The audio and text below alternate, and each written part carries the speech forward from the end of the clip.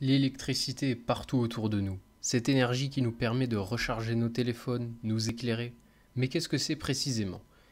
C'est une circulation d'électrons qu'on appelle courant électrique. Mais pour qu'il y ait cette circulation d'électrons, il faut une tension, aussi appelée force électromotrice, qui correspond à une différence de potentiel entre deux points.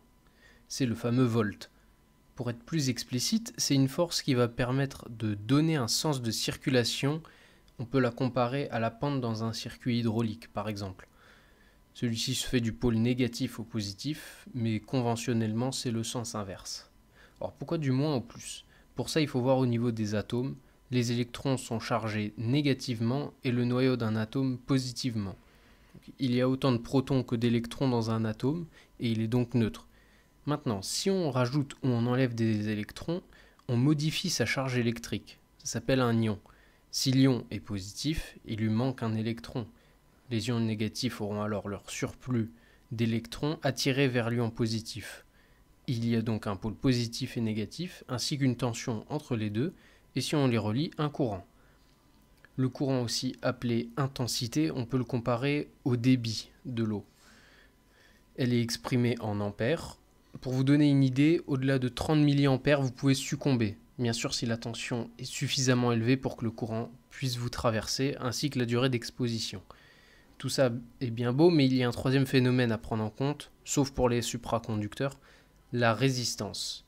Cela correspond tout simplement à une opposition face au courant, que l'on peut comparer à un obstacle sur le chemin de l'eau, et qui se traduit par des pertes thermiques. L'unité de la résistance est l'ohm. Quelle différence entre courant alternatif et continu?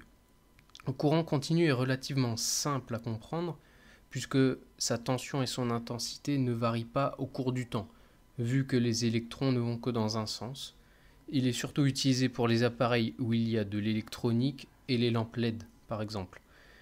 Le courant alternatif diffère par le fait que sa tension et son intensité varient au cours du temps. La cause de ce changement est que les électrons changent de sens à une certaine fréquence. Ça s'en va et ça revient. Lui est plus adapté pour le transport d'énergie à grande distance ou le fonctionnement des machines, mais est plus dangereux. Thomas Edison a d'ailleurs voulu, dans sa guerre idéologique contre Nikola Tesla et le courant alternatif, le montrer en électrocutant des pauvres animaux avec un courant alternatif, guerre qu'il a d'ailleurs perdue.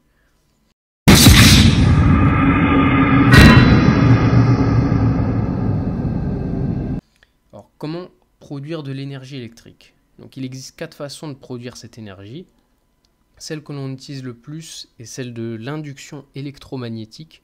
Pour cela, on va utiliser un alternateur qui est composé d'un rotor avec un aimant et autour de lui un stator, qui est une bobine de fil conducteur.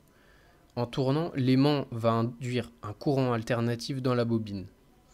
Ensuite, il y a l'effet photoélectrique que l'on utilise dans les panneaux solaires photovoltaïques. Si un photon ou une particule de lumière est suffisamment énergétique, il peut éjecter un électron d'un atome et il y a un courant continu. Bon, je donnerai plus de détails dans une vidéo qui y sera consacrée. Après, on a la réaction chimique utilisée dans les piles et batteries pour produire un courant continu. Et enfin, par thermoélectricité qui convertit directement l'énergie thermique en électricité. Bon, ça c'est surtout utilisé pour les engins spatiaux à partir d'un générateur thermoélectrique à radioisotope dont la source de chaleur pourra être du plutonium ou du prométhium. Le problème, c'est que le rendement est très faible, de l'ordre de 10% seulement. Quelles sont les sources d'énergie? Nous l'avons vu, il y a 4 moyens de produire de l'électricité. Mais le plus utilisé pour produire beaucoup d'énergie électrique est l'alternateur. Seulement, il ne va pas tourner tout seul. Pour cela, on peut brûler du charbon, pétrole, gaz, biocombustible ou déchets. Cela va produire de la chaleur qui va à son tour transformer de l'eau en vapeur et qui va actionner une turbine reliée à un alternateur. On peut aussi utiliser des réactions nucléaires au lieu de brûler. Il y a aussi l'hydroélectricité. Dans un barrage, par exemple, l'eau va directement faire tourner une turbine. Le principe est le même pour une éolienne. Et il existe aussi bien d'autres sources d'énergie comme l'énergie marémotrice ou le thermique solaire. J'espère que cette vidéo vous aura plu et moi je vous dis à la prochaine.